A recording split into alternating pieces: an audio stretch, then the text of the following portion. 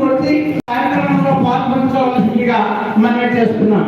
నిరంతరము భక్తితో తను తప్పిస్తూ భక్తి కోసమే పాటుపడుతూ భక్తికి కావాల్సిన మార్గాలను మనందరికీ కొత్త కొత్త పద్ధతులతో మన ముందుకు తీసుకొచ్చి ముఖ్యంగా మహిళా భక్తుల యొక్క మన్ననలు అనకూడదు కానీ వారి భక్తి ప్రారంభకు మూల కారణమైనటువంటి కార్యక్రమాలను రూపొందించి ముందుకు తీసుకెళ్తున్నారు.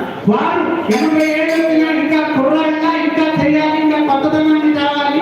నేటి టెక్నాలజీతో ఆయన పోటీ పడుతూ ముందుకు వచ్చేసారు. 80 వస్తున్నారు. ఆ సందర్భంలో ఆయనకి నాకు తెలిసిన ప్రకారం 16/1946 అని చెప్పారు. దాని ప్రకారం చూస్తే 79 అంటే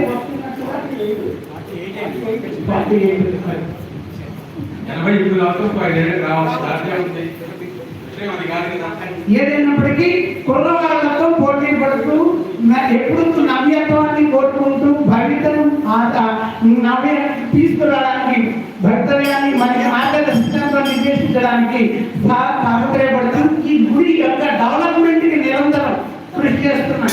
వారిని మనందరం గట్టిగా చెప్పడం ద్వారా అభినందిస్తూ భగవంతుడు వారికి ఆయన ఆరోగ్య ఐశ్వర్యాలు అందించాలని మరియు సేవలు చేస్తూ మన కోసమికి మనకి మంచి పేరు తీసుకురావాలని కోరుకుంటూ వారిని సత్కరించాల్సిందిగా ఇవాళ మరి ఆధ్యాత్మిక వేత్త ప్రవచనకర్త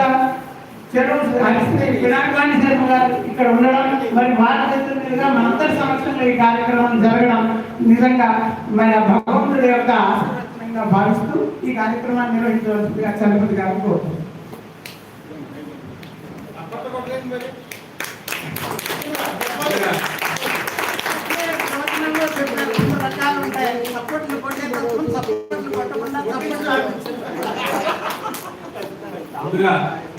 సోమయాజులు గారికి పుట్టినరోజు చెప్పండి. మీ కరతాళ ధర్మం ద్వారా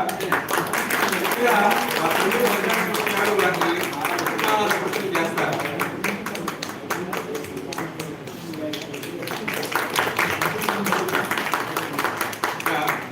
ప్రవచనకర్త శ్రీ పినాకవాణి శర్మ గారు వారిని శాలువాతో సత్కరిస్తారు.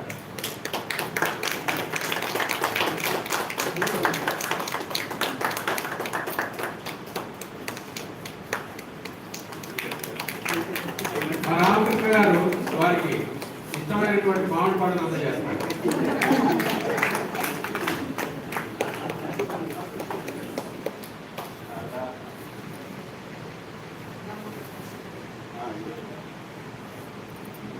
విడిగానే ఇద్దరు కలిసి వచ్చిన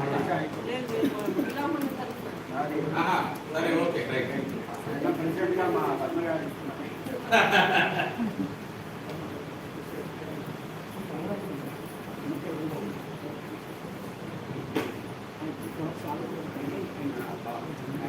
ఈ సందర్భంగా సోమయాజులు గారికి ఒక్క నిమిషం మాత్రమే మైక్ ఇస్తాం. మేము చాలా కార్యక్రమాలు ఉన్నాయి. ఇదిగో సోమయాజులు గారు ఈ స్పందన.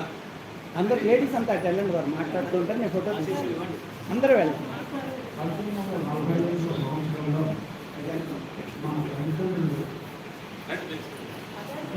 మా తండ్రి గారు జైలుకి వెళ్ళి బయటకు వచ్చారు. వచ్చిన తర్వాత శిక్షించిన వారిని ఆఖరి వారిని మా కుటుంబం గురించి చెప్పాలంటే 16 మంది సంతానం ఆఖరి వారిని అయితే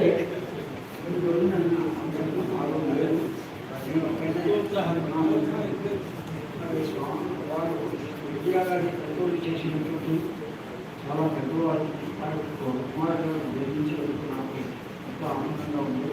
35 సంవత్సరాలు యూనివర్సిటీ కోర్టులో అనేక పదవులు అలంకరించి రిటైర్ అయ్యారు.